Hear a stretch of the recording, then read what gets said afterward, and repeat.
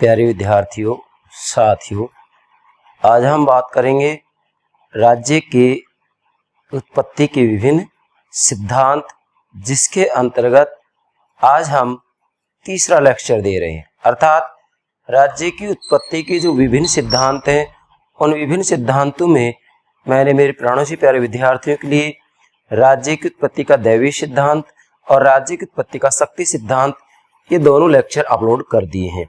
आज का जो लेक्चर है वह वास्तविक रूप में जो हमने राज्य की उत्पत्ति का शक्ति का सिद्धांत समझा था, इस राज्य की उत्पत्ति के शक्ति सिद्धांत को ही एक पश्चिमी राजनीतिक विचारक हैं टी.एच. ग्रीन, थॉमस हिल ग्रीन ने राज्य की उत्पत्ति के शक्ति सिद्धांत को चुनौती दी है और ये कहा है कि राज्य का आधार शक्ति नहीं है बल्कि राज्य का आधार इच्छा है। नोट करें बेटा, टी.एच. ग्रीन कह रहे हैं, थॉमस हिल ग्रीन कह रहे हैं, क्या कह रहे हैं कि राज्य का आधार शक्ति नहीं है बल्कि इच्छा है। मतलब शक्ति सिद्धांत को टी.एच. ग्रीन ने चुनौती दी है।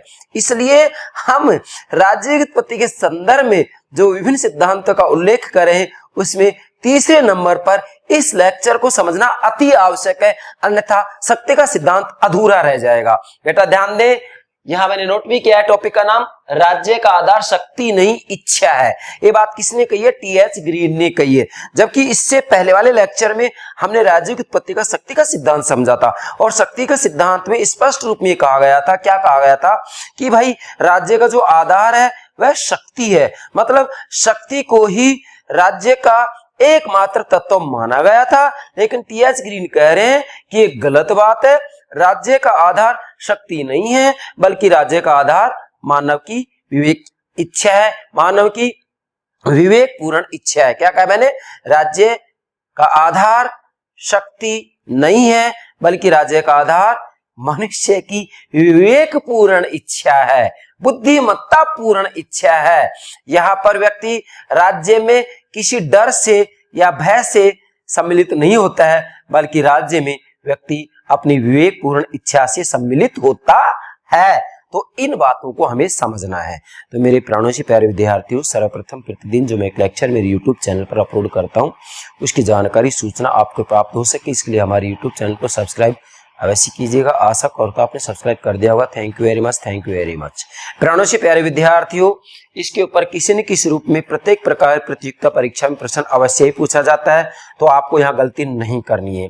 फिर से कह रहा हूं मैं कि राज्य की उत्पत्ति के विभिन्न सिद्धांत, ये हमारा टॉपिक चल रहा है, जिसमें मैंने दो सिद्धांत आपको समझा दिए, राज्य की उत्पत्ति का दैवीय सिद्धांत और राज्य की उत्पत्ति का शक्ति का सिद्धांत, जो कि आप प्ले लिस्ट में देख सकते हैं पॉलिटिकल थ्योरी में। अब राज्य की उत्पत्ति के विभिन्न सिद्धांतों के अंतर्गत तीसरा लेक्चर ले रहे हो। तीसरा लेक्चर क्या है कि राज्य का आधार शक्ति नहीं है बल्कि इच्छा है। मतलब टी.एच. ग्रीन शक्ति सिद्धांत को चुनौती दे रहे हैं। कैसे? बेटा समझें। यहां मैंने आपके लिए डायग्राम बनाया। सबसे पहले बेटा ध्यान दें, अब चूंकि सबसे पहले तो ये जानना जरूरी है कि राज्य की उत्पत्ति के संदर्भ में जो विभिन्न सिद्धांत हैं, उन विभिन्न सिद्धांतों में मैंने जो दूसरा सिद्धांत समझाया था आपको, वो था राज्य की उत्पत्ति का शक्ति सिद्धांत। और जो शक्ति सिद्धांत है वो क्या मानता है कि राज्य की रचना शक्तिशाली व्यक्तियों के कारण हुई है। मतलब राज्य की रचना शक्तिशाली व्यक्तियों के कारण हुई है, अर्थात जो शक्तिशाली व्यक्ति थे, जो बलशाली व्यक्ति थे, उन्होंने शक्तिहीन, कमजोर, दुर्बल व्यक्तियों को आदेश दिए और अपने आदेशों का पालन करवाया। और जो दुर्बल व्यक्ति थे, उन्होंने विवश होकर के जो शक्तिशाली लोग हैं, उनके आदेशों का पालन किया। मतलब राज्य की उत्पत्ति का शक्ति सिद्धांत स्पष्ट रूप में ये कहता है कि भी राज्य का जो आधार है वास्तव में वह शक्ति ही है। और वैसे देखा जाए तो इसमें सत्यता का अंश भी है। आज भी पूरी दुनिया में हम देखें तो कोई भी राज्य जीवित रहेगा तो भाई इसके लिए शक्ति जरूरी है। अगर किसी राज्य के पास सैनिक शक्ति नहीं है तो बाहरी रूप में रक्षा नहीं कर पाएगा, और यदि पुलिस शक्ति नहीं है तो आंतरिक रूप में वहां शांति व्यवस्था की स्थापना नहीं हो सकती। ऐसा नहीं है कि शक्ति सिद्धांत में सत्यता का अंश नहीं है, नहीं, लेकिन शक्ति सिद्धांत राज्य का एकमात्र आधार शक्ति को मानता है, इसमें सत्यता नहीं है। जैसा कि मैंने शक्ति सिद्धांत के अंतर्गत शक्ति सिद्धांत की जो आलोचना है आपको बताई है, उसके आधार पर सारी बातें आप समझ सकते हैं। यहां तो हम केवल टी.एच. ग्रीन की जो ये मुख्य वाक्यांश है कि राज्य का आधार शक्ति नहीं इच्छा है, इसको समझना है बेटा। अब टी.एच. ग्रीन क्या कह रहे हैं भाई, शक्ति सिद्धांत तो ये कह रहा है कि राज्य की रचना शक्तिशाली व्यक्तियों के कारण हुई या शक्तिशाली बलशाली व्यक्तियों के द्वारा हुई है। क्यों? क्योंकि उन्होंने दुर्बल कमजोर व्यक्तियों का आदेश दिया और कमजोर व्यक्ति ने डर के कारण, भय के कारण आदेशों का पालन किया। तो इस आधार पर जो है राज्य की स्थापना उत्पत्ति होती है। मतलब यहाँ राज्य की उत्पत्ति का एकमात्र कारण माना जाता है क्या? राज्य की उत्पत्ति का एकमात्र कारण माना जाता है शक्ति को। किसको माना जाता है? शक्ति को। किसमें? शक्ति सिद्धांत में। अब टी.एच. ग्रीन, थॉमस हिल ग्रीन वास्तव में शक्ति सिद्धांत को चुनौती देते हैं, इसका खंडन करते हैं, इसको स्वीकार नहीं करते हैं। क्या कह रहे हैं ये कि ये राज्य का आधार इच्छा को मानते हैं, राज्य में सम्मिलित होने के लिए बाध्य नहीं है। मतलब वास्तविक रूप में जो ये टी.एच. ग्रीन है, इनका कहना है कि भाई राज्य का आधार शक्ति नहीं है बल्कि इच्छा है। मतलब मानव डर और भय से राज्य नामक संस्था में सम्मिलित नहीं हुआ है, बल्कि राज्य में यह अपनी विवेकपूर्ण इच्छा से सम्मिलित हुआ है। कौन कह रहे हैं? टी.एच. ग्रीन कह रहे हैं। इसलिए मैंने यहां लिखा है ये का मतलब टी.एच. ग्रीन ये कह रहे हैं। कौन? टी.एच. ग्रीन कह रहे हैं कि राज्य का आधार शक्ति नहीं है बल्कि राज्य का आधार इच्छा को मानते हैं। मतलब मानव की विवेकपूर्ण इच्छा को राज्य का आधार मानते हैं। कौन? टी.एच. ग्रीन। और राज्य में सम्मिलित होने के लिए बाध्य नहीं है। मतलब टी.एच. ग्रीन का कहना है कि वास्तव में जो मनुष्य हैं वो राज्य में सम्मिलित होने के लिए बाध्य नहीं किए गए हैं, वो डर या भय से राज्य नामक संस्था में सम्मिलित नहीं हुए हैं, बल्कि राज्य में ये अपनी विवेक पूर्ण, बुद्धिमत्ता पूर्ण इच्छा के कारण सम्मिलित हुए हैं। जबकि शक्ति सिद्धांत की हम व्याख्या करेंगे तो यहाँ पर जो व्यक्ति है वो राज्य में डर और भय के कारण सम्मिलित हुए हैं। क्यों? क्योंकि शक्तिशाली व्यक्तियों के द्वारा यहाँ पर राज्य की स्थापना की गई है, इसलिए यहाँ पर जो व्यक्ति राज्य में सम्मिलित होते हैं वो डर और भय के कारण होते हैं। जबकि टी.एच. ग्रीन कह रहे हैं कि राज्य में सम्मिलित होने के लिए व्यक्ति को बाध्य नहीं किया गया है, बल्कि वह अपनी इच्छा से राज्य में सम्मिलित हुआ है। इसलिए टी.एच. ग्रीन का कहना है कि राज्य का आधार शक्ति नहीं है, इच्छा है। बेटा नोट करेंगे। अब इसकी हम एक एक कर व्याख्या करेंगे। चलिए बेटा, अब सबसे पहले आपको ये बात नोट करनी है। वैसे मैंने पिछले दोनों लेक्चर में ये बात बताई है, पर चूंकि यहां भी ये जरूरी है। क्या? चूंकि हमारा टॉपिक चल रहा है राज्य की उत्पत्ति के विभिन्न सिद्धांत। ठीक है बेटा? तो राज्य की उत्पत्ति की विचारधाराओं को हम मुख्यतः दो भागों में बांट सकते हैं। मतलब राज्य की उत्पत्ति के संदर्भ में जो विभिन्न सिद्धांत दिए गए उनको दो भागों में बांट सकते हैं। एक तो क्या है? काल्पनिक विचारधाराएं, दूसरा है ऐतिहासिक विचारधाराएं। बेटा काल्पनिक विचारधाराओं के अंतर्गत राज्य की उत्पत्ति के संदर्भ में जो विचार दिए गए हैं वो कल्पना के आधार पर दिए गए, तथ्य के आधार पर नहीं दिए गए। इसमें कौन कौन से सिद्धांत आएंगे? दैवोत्पत्ति का सिद्धांत, शक्ति का सिद्धांत, पितृ सत्तात्मक सिद्धांत, मातृ सत्तात्मक सिद्धांत और सामाजिक समझौता। जिसमें से मैंने आपको राज्य की उत्पत्ति का दैवीय सिद्धांत और राज्य की उत्पत्ति का शक्ति सिद्धांत ये आपको समझा दिया है। और आज हम राज्य का आधार शक्ति नहीं इच्छा है ये ले रहे हैं। ये क्यों ले रहे हैं? क्योंकि टी.एच. ग्रीन ने इस शक्ति सिद्धांत को चुनौती दी है और ये कहा है कि राज्य का आधार शक्ति नहीं है बल्कि इच्छा है, जबकि शक्ति सिद्धांत राज्य का आधार शक्ति को मानता है। बेटा ठीक है? तो आज कहने का मेरा भावार्थ ये है कि आज का जो लेक्चर है वह शक्ति सिद्धांत को चुनौती देने के रूप में हम अध्ययन करेंगे। बेटा इसके बाद में इसका दूसरा जो भाग है वो है ऐतिहासिक विचारधाराएं। बेटा ऐतिहासिक विचारधारा के अंतर्गत राज्य की उत्पत्ति के बारे में जो विचार दिए गए हैं वो कल्पना के आधार पर नहीं दिए गए, बल्कि किसके आधार पर दिए गए? तथ्यों के आधार पर दिए गए। और इसके अंतर्गत ऐतिहासिक या विकासवादी सिद्धांत आता है और साथ में इसमें मार्क्सवादी सिद्धांत भी आता है। ये सभी जो सिद्धांत हैं मेरे प्रेरणा से प्यारे विद्यार्थियों को एक एक करके समझाऊंगा। आज तो ध्यान रखना है कि शक्ति सिद्धांत को चुनौती देने वाले जो विचारक है पश्चिमी राजनीतिक विचारक टी.एच. ग्रीन, थॉमस हिल ग्रीन, इनकी चर्चा कर रहे हैं हम। ये अक्सर प्रतियोगिता परीक्षा में पूछा जाता है, विद्यार्थी गलती करते हैं। चलिए बेटा यहां मैंने नंबर 3 लिखा है। इसका मतलब यह है कि राज्य की उत्पत्ति के संदर्भ में यह हमारा तीसरा लेक्चर है बेटा। ठीक है? पहला तो हो गया राज्य की उत्पत्ति का दैवीय सिद्धांत, दूसरा हो गया राज्य की उत्पत्ति का शक्ति सिद्धांत और तीसरा हो गया राज्य का आधार शक्ति नहीं इच्छा है। मतलब टी.एच. ग्रीन शक्ति सिद्धांत को चुनौती देते हैं, इसका खंडन करते, इसको स्वीकार नहीं करते हैं। ठीक है बेटा? चलिए, राज्य का आधार शक्ति नहीं इच्छा है, किसने कहा है ये बात? टीएच ग्रीन ने कहा है। किसने कहा है? टीएच ग्रीन ने। चलिए बेटा, ये एक ब्रिटिश उदारवादी विचारक है बेटा। कौन है ये? एक ब्रिटिश उदारवादी विचारक है। अगर यहां पर हम मान लीजिएगा हीगल की बात करें तो हीगल वास्तविक रूप में एक उग्रवादी विचारक है। कैसे विचारक है? उग्रवादी विचारक है। कौन? हीगल, जिसकी चर्चा हम आगे चलकर करेंगे। तो ये टीएच ग्रीन एक ब्रिटिश उदारवादी विचारक है। मैंने जैसा नोट भी कर दिया है, ब्रिटिश उदारवादी विचारक टीएच ग्रीन। इन्होंने अपनी एक पुस्तक है जिसका नाम है lectures on the principle of political obligation, आज्ञाकारिता। ऑब्लिगेशन का मतलब होता है आज्ञाकारिता, बाध्यकारिता। ठीक है बेटा, lectures on the principle of political obligations. इस ग्रंथ में, इस पुस्तक में, इस रचना में टीएच ग्रीन ने, मैंने यहां लिखा है इस पुस्तक में टीएच ग्रीन ने शक्ति सिद्धांत को चुनौती दी है। मतलब यहां पर टीएच ग्रीन शक्ति सिद्धांत को चुनौती देते हैं। क्या चुनौती देते हैं? टीएच ग्रीन कहते हैं कि राज्य का आधार शक्ति नहीं, इच्छा है। बेटा नोट करेंगे, ये चुनौती दे रहे हैं कि भी राज्य का आधार शक्ति नहीं है, शक्ति नहीं हो सकता, राज्य का आधार तो इच्छा है। राज्य नामक संस्था में व्यक्ति डर भय से सम्मिलित नहीं होता है। राज्य नामक संस्था में व्यक्ति वास्तविक रूप में अपनी विवेकपूर्ण इच्छा से, बुद्धिमत्ता पूर्ण इच्छा से सम्मिलित होता है, स्वयं सम्मिलित होता है। टीएच ग्रीन का कहना है कि राज्य वास्तव में एक प्राकृतिक संस्था है, एक स्वाभाविक संस्था है। और जब राज्य एक प्राकृतिक संस्था है, स्वाभाविक संस्था है, जैसा कि प्लेटो और अरस्तु ने भी राज्य को एक प्राकृतिक स्वाभाविक संस्था ही माना है, और अरस्तु ने भी स्पष्ट रूप में कहा है कि मनुष्य एक सामाजिक प्राणी है। यहाँ पर टीएच ग्रीन भी मनुष्य को एक सामाजिक प्राणी मानते हैं। तो वास्तविक रूप में, स्वाभाविक रूप में मनुष्य राज्य में सम्मिलित होता है, एक किसी डर या भय से सम्मिलित नहीं होता है। इसलिए टीएच ग्रीन शक्ति सिद्धांत का खंडन करते, इसको चुनौती देते हैं और कहते हैं कि राज्य का आधार शक्ति नहीं है, बल्कि राज्य का आधार मनुष्य की विवेकपूर्ण इच्छा है। नोट करें बेटा।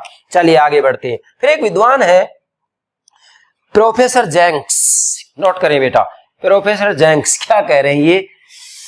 यह सिद्ध करने में तनक भी कठिनाई नहीं है कि आधुनिक राजनीतिक समाजों का मूल आधार सफल युद्ध में है। बेटा ध्यान दे, मतलब जेंक्स यहाँ पर शक्ति सिद्धांत का ही समर्थन कर रहे हैं कि राज्य का आधार शक्ति ही है। कौन कह रहे हैं? जेंक्स। क्या कह रहे हैं?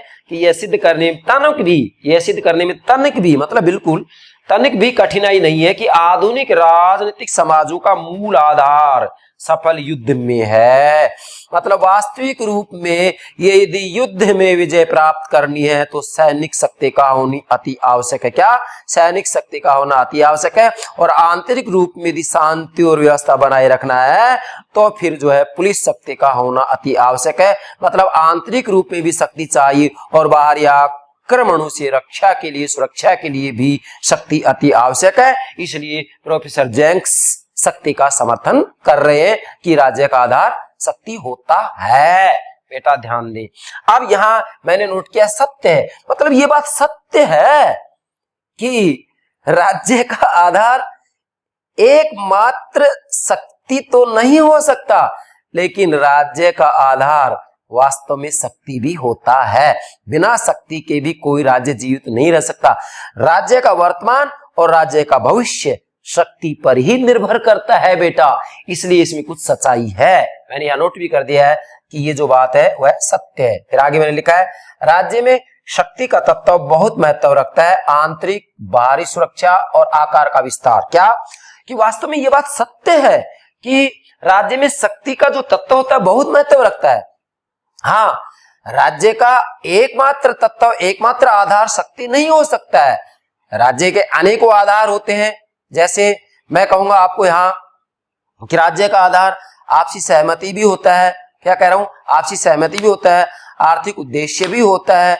इसी के साथ में मैं एक प्रकार से कहूंगा राजनीतिक चेतना भी होता है इसका आधार। इसी के साथ में मैं कहूंगा कि वास्तविक रूप में जो सभ्यता और संस्कृति होती है वो भी इसका आधार होता है। एकमात्र राज्य का आधार, एकमात्र राज्य का तत्व शक्ति नहीं होता है, अनेकों तत्व होते हैं, लेकिन शक्ति भी राज्य का एक महत्वपूर्ण तत्व होता है। बिना शक्ति के भी राज्य जीवित नहीं रह सकता बेटा।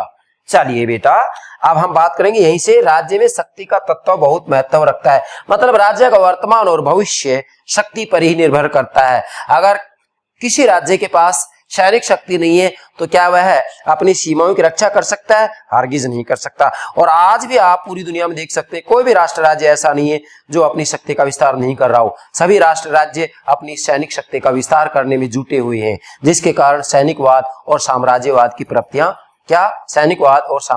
की प्रवृत्तियां पनपती हैं बेटा। ठीक है बेटा।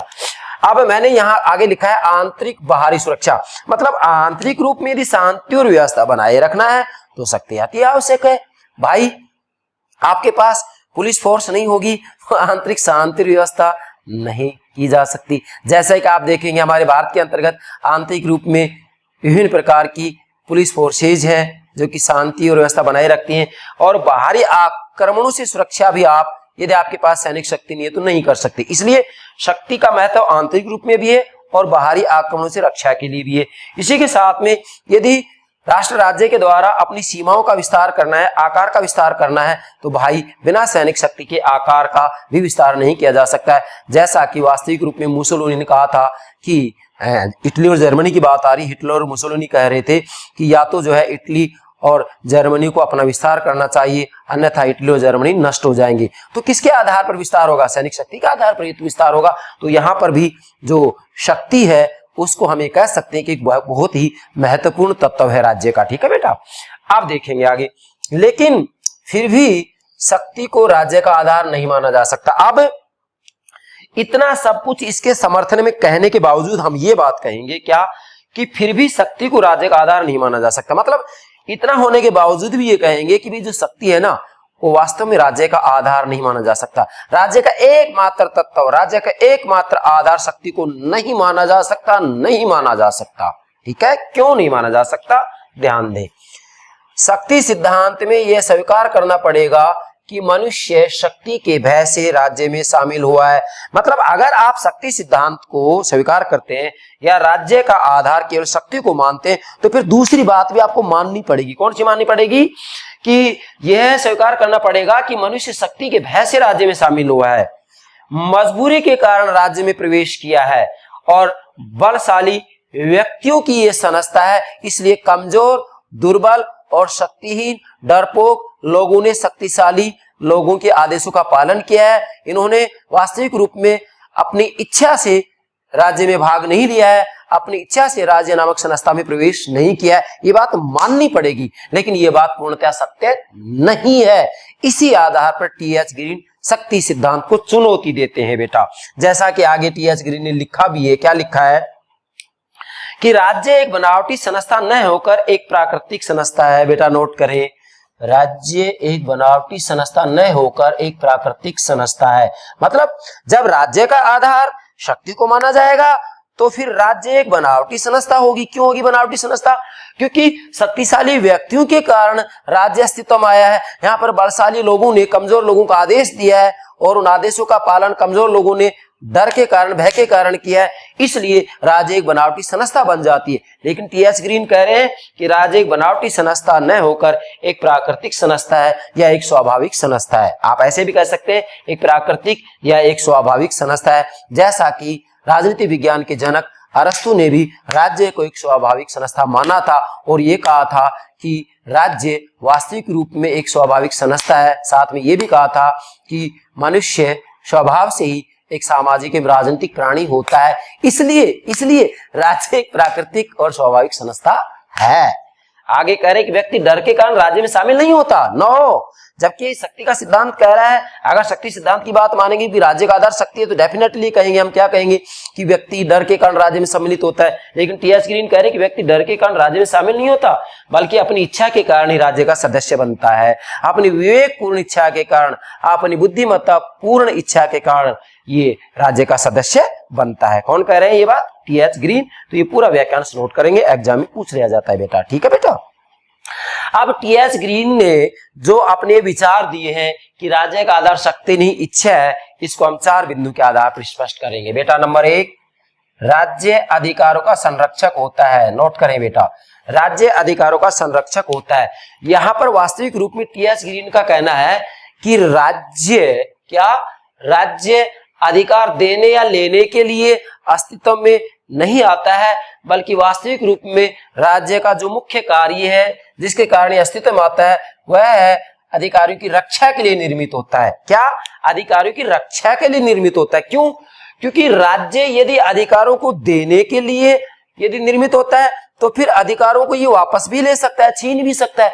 इसलिए टी.एच. ग्रीन का कहना है कि राज्य जो अस्तित्व में आता है या राज्य जो निर्मित होता है वास्तविक रूप में या राज्य का जो जन्म होता है वह राज्य अधिकार देने या लेने के लिए इसका जन्म नहीं होता है। मतलब राज्य का जो निर्माण होता है, राज्य जो अस्तित्व में आता है वो अधिकार देने या लेने के लिए नहीं होता है, बल्कि राज्य अधिकारियों की रक्षा के लिए निर्मित होता है। बेटा नोट करेंगे, राज्य अधिकारियों की रक्षा के लिए निर्मित होता है। मतलब राज्य का जो निर्माण किया गया है, राज्य की जो उत्पत्ति हुई है, टी.एच. ग्रीन का कहना है कि वह विशेषकर अधिकारियों की रक्षा के लिए हुई है। अर्थात इसका जो मूल काम है वो क्या है? अधिकारियों की रक्षा करना। नोट करेंगे, अधिकार देने या लेने के लिए नहीं बल्कि अधिकारियों की रक्षा के लिए निर्मित है। ये कौन? राज्य। ये बहुत महत्वपूर्ण व्याख्यान से इसको नोट करेंगे बेटा। दूसरा है अधिकार स्वतंत्रता का वातावरण बनाते हैं। बेटा ध्यान दीजिएगा, वास्तविक रूप में चूंकि अधिकार किसे कहते हैं? राज्य के द्वारा व्यक्तियों को जो सुविधाएं दी जाती हैं, राज्य के द्वारा व्यक्तियों के व्यक्तित्व के विकास के लिए जो सुविधाएं दी जाती हैं वो अधिकार कहलाते हैं। तो अधिकार स्वतंत्रता का वातावरण बनाते हैं। आप मान लीजिएगा व्यक्ति के व्यक्तित्व का विकास हो, ऐसी सुविधाएं राज्य के द्वारा दी जा रही है, तो फिर ऐसी स्थिति में क्या बनता है? स्वतंत्रता का वातावरण बनता है। व्यक्ति स्वतंत्र रूप में अपना जीवन व्यतीत करते हैं क्योंकि उनको सारी सुविधाएं राज्य के द्वारा दी जा रही हैं। तो यहां मैंने लिखा है विवेकशील व्यक्ति का सबसे बड़ा अधिकार यह है कि वह वैसा बन सके जैसा कि मनुष्य को होना चाहिए। ध्यान दीजिएगा बेटा, यहां वास्तविक रूप में चूंकि अधिकार राज्य के द्वारा लोगों को दी गई सुविधाएं हैं और जब व्यक्ति के व्यक्तित्व के विकास के लिए सुविधाएं दी जाती है तो ऐसी स्थिति में व्यक्ति स्वतंत्र रह सकता है, स्वतंत्रता का वातावरण बनता है। और जब स्वतंत्रता का वातावरण बनता है तो फिर ऐसी स्थिति में जो विवेकशील व्यक्ति होता है उसका सबसे बड़ा अधिकार यही है कि वह वैसा बन सके जैसा कि मनुष्य को होना चाहिए। मतलब इसका मतलब ये नहीं है कि वह स्वतंत्र होगा तो स्वच्छंद हो जाएगा, मनमाना आचरण करेगा, जैसा चाहेगा वैसा करेगा। नो, विवेकशील व्यक्ति का सबसे बड़ा अधिकार यह है कि वह वैसा बन सके जैसा कि मनुष्य को होना चाहिए। और जब व्यक्ति को अधिकार दिया जाता है कि वह ऐसा बन सके जैसा कि मनुष्य को होना चाहिए तो निश्चित रूप में यह अधिकार व्यक्ति को स्वतंत्रता देता है। और जब व्यक्ति को यह अधिकार स्वतंत्रता देता है तो फिर स्वतंत्रता का मतलब ये नहीं होगा कि स्वच्छंद आचरण किया जाएगा, बल्कि स्वतंत्रता का मतलब है कि वह सब करने या उपभोग करने की क्षमता से है जो करने या उपभोग करने योग्य है। बेटा यहाँ स्वतंत्रता का मतलब स्वच्छंदता नहीं होगा कि सब कुछ करने की आजादी होगी, सब कुछ करने की आजादी होगी, ये नहीं होगा, बल्कि यह वास्तव में अधिकार तो दिया गया है लेकिन उस अधिकार में जब व्यक्ति स्वतंत्र होता है तो स्वतंत्रता का मतलब स्वच्छंदता नहीं होगा, बल्कि स्वतंत्रता का मतलब होगा वह सब करने व उपभोग करने की क्षमता से है जो करने या उपभोग करने योग्य है। मतलब वो सब कार्य करने दिया जाएगा जो करने योग्य है, वो सब कुछ उपभोग करने दिया जाएगा जो उपभोग करने योग्य है। जो काम करने योग्य नहीं है, जो वो करने योग्य नहीं है, उसको नहीं करने दिया जाएगा। कौन कह रहे हैं ये बात? टी.एच. ग्रीन कह रहे हैं। बेटा तीसरा विचार है इसका, राज्य प्राकृतिक तथा अनिवार्य संस्था है। जैसा कि अरस्तु ने भी राज्य को एक स्वाभाविक या प्राकृतिक संस्था ही माना था, प्लेटो ने भी राज्य को प्राकृतिक या स्वाभाविक संस्था ही माना था। तो राज्य प्राकृतिक तथा अनिवार्य संस्था है। इसका क्या मतलब है कि वास्तविक रूप में राज्य एक स्वाभाविक संस्था है। यहां राज्य का आधार शक्ति को नहीं माना जा रहा है। यहां राज्य नामक संस्था में व्यक्ति अपनी इच्छा से सम्मिलित हो रहा है, डर या भय से सम्मिलित नहीं हो रहा है। मतलब डेफिनेटली राज्य एक स्वाभाविक संस्था है। जब स्वाभाविक संस्था है तो ऐसी स्थिति में मनुष्य राज्य नामक संस्था में डर भय से सम्मिलित नहीं हो रहे बल्कि अपनी इच्छा से स्वाभाविक रूप में सम्मिलित हो रहे हैं। तो बेटा जो यहाँ पर वास्तविक रूप में राज्य है उस राज्य का उद्देश्य होगा मानव कल्याण। क्या होगा बेटा? मानव कल्याण। और जब राज्य का उद्देश्य मानव कल्याण होगा तो ऐसी स्थिति में राज्य साध्य न होकर एक साधन बन जाएगा। राज्य साध्य न होकर एक साधन बन जाएगा। क्योंकि जब जन कल्याण की बात आती है तो ऐसी स्थिति में राज्य एक साध्य नहीं रह सकता बल्कि राज्य को एक साधन ही बनना पड़ेगा। और टी.एच. ग्रीन ने स्पष्ट रूप में कहा है कि राज्य अपने आप में एक साधन है, साध्य नहीं है। जबकि हीगल ने विपरीत स्थिति बताई है। हीगल ने कहा है कि राज्य अपने आप में साध्य है। क्या राज्य अपने आप में साध्य है?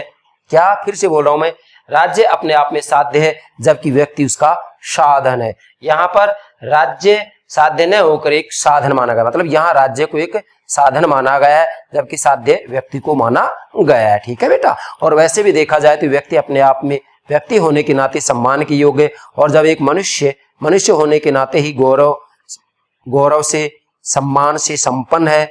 इसलिए कोई भी व्यक्ति, कोई भी मनुष्य दूसरे मनुष्य का जो है साधन नहीं बन सकता। मनुष्य होने के नाते अपने आप में साध्य है, इसे किसी सांसारिक साधन से नहीं तोला जा सकता। मनुष्य होने के नाते ही अपने आप में साध्य है, ये किसी का साधन नहीं है। ठीक है बेटा। मतलब मनुष्य होने के नाते अपने आप में साध्य है, ये किसी का भी साधन नहीं हो सकता।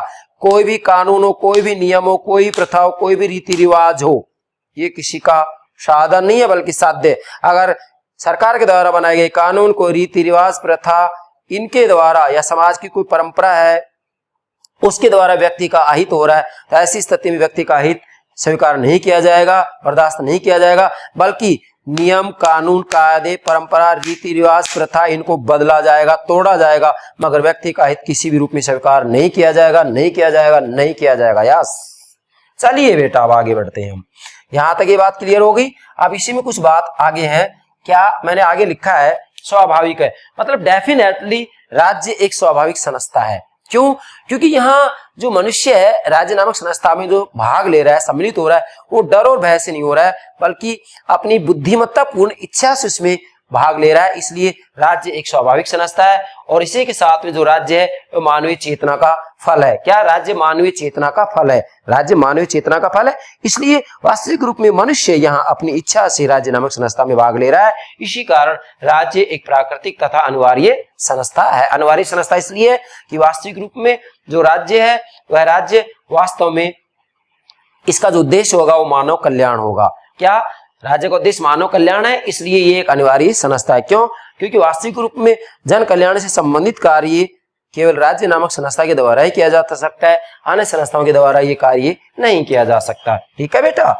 अब चौथा अंतिम बिंदु है, राज्य का अस्तित्व होता है क्योंकि अधिकार होते हैं। बेटा ध्यान दीजिएगा, राज्य का अस्तित्व होता है क्योंकि अधिकार होते हैं। अब यहाँ देखो, शक्ति सिद्धांत तो कहता है कि राज्य का आधार शक्ति है, लेकिन टी.एच. ग्रीन कह रहे हैं कि राज्य का आधार शक्ति नहीं बल्कि इच्छा है। तो इसी आधार पर कहा गया है कि राज्य का अस्तित्व होता है क्योंकि अधिकार होते हैं। इसका क्या मतलब है?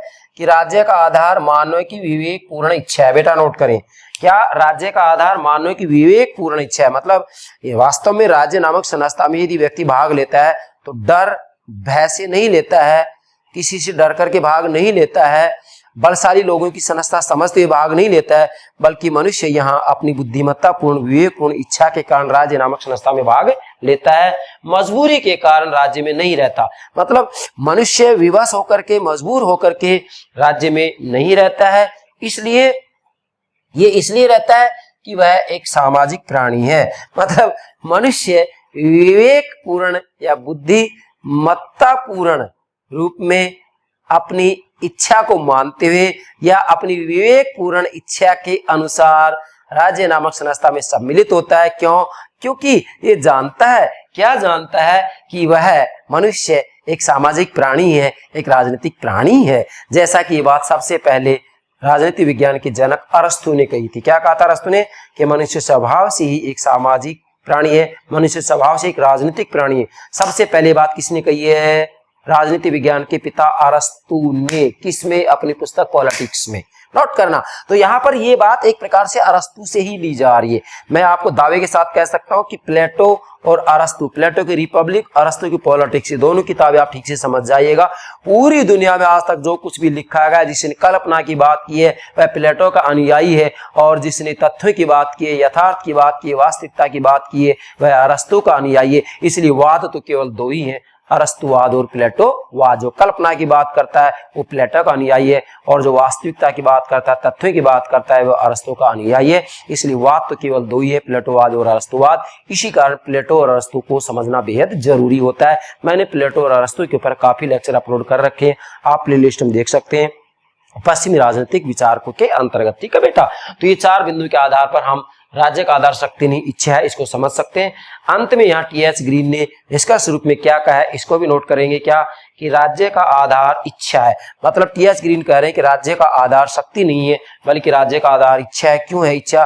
क्योंकि वह मनुष्य समझता है कि मैं एक सामाजिक प्राणी हूं, और सामाजिक प्राणी होने के नाते वह अपनी बुद्धिमत्तापूर्ण या विवेकपूर्ण इच्छा के कारण राज्य में सम्मिलित होता है, राज्य नामक संस्था में भाग लेता है, डर या भय से राज्य में सम्मिलित नहीं होता है। इसका ये अर्थ होगा। दूसरा है आंतरिक इच्छाओं के फलस्वरूप राज्यों को अपनाता है। मतलब वास्तविक रूप में टी.एच. ग्रीन का कहना है कि जो व्यक्ति होता है वह राज्य नामक संस्था में अपनी आंतरिक इच्छाओं के फलस्वरूप सम्मिलित होता है या राज्यों को अपनाता है, मजबूरी या बाहरी प्रभाव के कारण नहीं। मतलब जो मनुष्य होता है वह किसी मजबूरी या बाहरी प्रभाव के कारण राज्य नामक संस्था में सम्मिलित नहीं होता है, बल्कि राज्य नामक संस्था में वास्तविक रूप में व्यक्ति अपनी आंतरिक इच्छाओं के कारण सम्मिलित होता है। क्यों होता है? क्योंकि वह अपने आप को एक सामाजिक प्राणी मानता है, और सामाजिक प्राणी मानता है तो ये तय है कि व्यक्ति स्वभाव से ही, वही अरस्तु वाली बात आ जाती है कि स्वभाव से एक राजनीतिक और सामाजिक प्राणी होता है, इसलिए अपनी आंतरिक इच्छाओं के कारण राज्य नामक संस्था में भाग लेता है। फिर मैंने यहाँ लिखा है आता है राज्य मानव स्वभाव के अनुकूल संस्था है। मतलब टी.एच. ग्रीन यहाँ ये कह रहे हैं कि राज्य मानव स्वभाव के अनुकूल संस्था है। क्यों है? क्योंकि डेफिनेटली मानव स्वभाव से एक सामाजिक और राजनीतिक प्राणी है। जब मानव स्वभाव से ही एक राजनीतिक प्राणी है तो निश्चित रूप में राज्य नामक संस्था में भाग लेगा, वो अपनी इच्छा से भाग लेगा, लेगा ही लेगा। क्यों लेगा? क्योंकि स्वभाव से वो राजनीतिक प्राणी है, सामाजिक प्राणी, इसलिए डर और भय से राज्य नामक संस्था में सम्मिलित नहीं हो रहा है, बल्कि मैंने लिखा आता है राज्य मानव स्वभाव के अनुकूल संस्था है, उसके प्रतिकूल नहीं है। इसलिए जो राज्य है वह मानव स्वभाव के अनुकूल संस्था है, उसके प्रतिकूल संस्था नहीं है। और मानव स्वभाव के अनुकूल संस्था होने के कारण मनुष्य व्यक्ति राज्य नामक संस्था में अपनी विवेकपूर्ण बुद्धिमत्तापूर्ण इच्छा के कारण सम्मिलित होता है। इसीलिए टी.एच. ग्रीन ने कहा है कि राज्य का आधार शक्ति नहीं बल्कि इच्छा है। ये हो गया आज का हमारा राज्य की उत्पत्ति के विभिन्न सिद्धांतों के संदर्भ में तीसरा लेक्चर। इसके बाद में बेटा अगला जो हमारा लेक्चर होगा वो होगा पितर सत्तात्मक सिद्धांत, उसके बाद मात्र सत्तात्मक सिद्धांत, फिर सामाजिक समझौता, फिर ऐतिहासिक या विकासवादी सिद्धांत, और फिर मार्क्सवादी सिद्धांत। ये सारे सिद्धांत में मेरे प्राणों से प्यारे विद्यार्थियों को एक एक करके समझाऊंगा। तो मुझे पूरा विश्वास है आप आज राज्य का आधार शक्ति नहीं इच्छा है, किसने कहा ये बात? टी.एच. ग्रीन ने कहा है। मुझे विश्वास ये बात ठीक से समझ गए होंगे। Okay, thank you very much, thank you very much.